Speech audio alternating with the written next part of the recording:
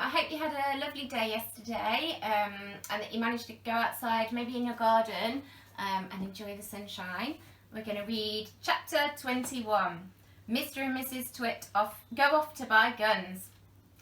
The next morning, when Mr. Twit came out with his huge basket, not a single bird was on either the monkey cage or the big dead tree. They were all perched happily on the roof of Mr. Twit's house. The roly-poly bird was up there as well, and the monkeys were in the cage, and the whole lot of them were hooting with laughter at Mr. Twit. "Oh, wipe that silly laugh off your beaks!" Mr. Twit screamed at the birds. "I'll get you next time, you filthy feathery frumps! I'll wring your necks, a whole lot of you, and have you bubbling in a pot for bird pie before this day is out." "How are you going to do that?" asked Mrs. Twit, who had come outside to see what all the noise was about. "I won't have you smearing sticky glue all over the roof of our house."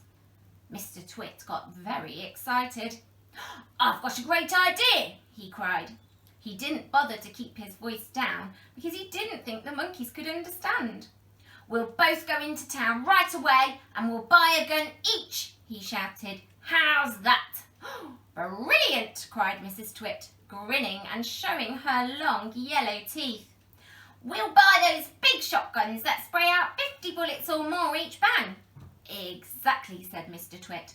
"Lock up the house whilst I go and make sure the monkeys are safely shut away."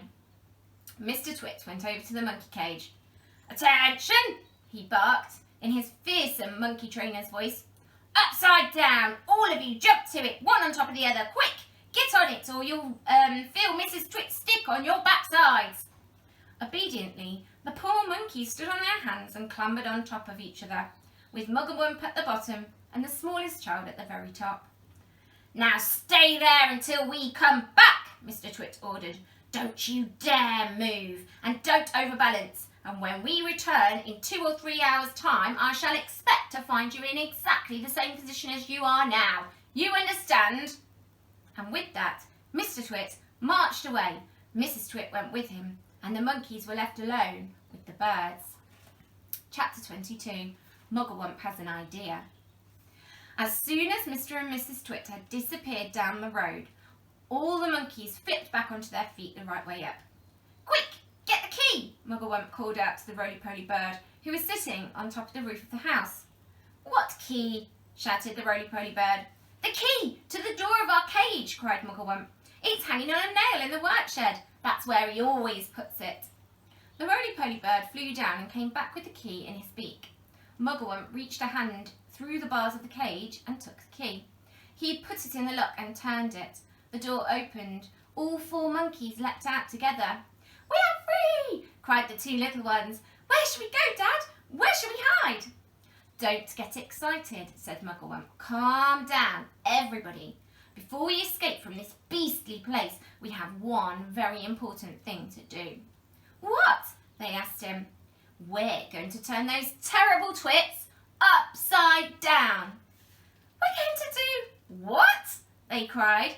"You must be joking, Dad." "I'm not joking," Mugglewump said. "We are going to turn both Mr. and Mrs. Twit upside down with their legs in the air." "Oh, don't be ridiculous," the roly-poly bird said. "How can we possibly turn those 2 maggoty old monsters upside down?" "Oh, we can, cried Mugglewump. "We are going to make them stand on their heads for hours and hours, perhaps forever. Let them see what it feels like for a change." "Well, how?" said the roly-poly bird. "Just tell me, how?" Mugglewump laid his head on one side and a tiny twinkling little smile touched the corners of his mouth. "Now and again," he said, "but not very often, I have a brilliant idea. This one is one of them. Follow me, my friends, follow me." He scampered off towards the house, and then the 3 of the monkeys and the roly-poly bird went after him. "Buckets and paintbrushes," cried Mugglewump. "That's what we want next. There are plenty in the workshed. Hurry up, everyone. Get a bucket and a paintbrush." Inside Mr. Twit's workshed there was an enormous barrel of hug-tight sticky glue, the stuff he used for catching birds. "Fill your buckets," Mugglewump ordered. "We are going into the big house." Mrs. Twit had hidden the key to the front door under the mat, and Mugglewump had seen her do it, so it's easy for them to get in. In they went, all 4 monkeys with their buckets of sticky glue.